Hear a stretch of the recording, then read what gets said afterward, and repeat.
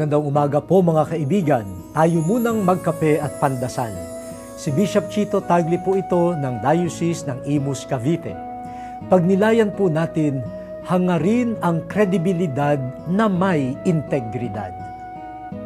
Maraming tao ang nagtuturo sa kapwa. Halimbawa'y mga magulang, guro, pulis, kawani sa pamahalaan, mga pari at marami pang iba. Kalimitan ay tama at totoo ang sinasabi nila. Subalit bakit kung minsan may pakiramdam tayong di ka makapaniwala? Nagdududa tayo sa ating naririnig. O baka naman ang pinagdududahan natin ay ang pagkatao ng nagsasalita. Hindi lamang katotohanan ang habol natin, ibig din natin ng taong may kredibilidad, isang taong makatotohanan na totoo, sumusunod sa iniuutos niya sa iba. Unang gumagawa ng kabutihang kanyang sinasalita.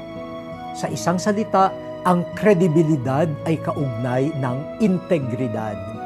Pagsikapan nating maabot yan ngayong araw na ito. Manalangin po tayo. Bigyan mo po kami, O Diyos, ng wagas na puso upang sa pamamagitan ng integridad madagdagan ang mundo ng taong may kredibilidad. Amen.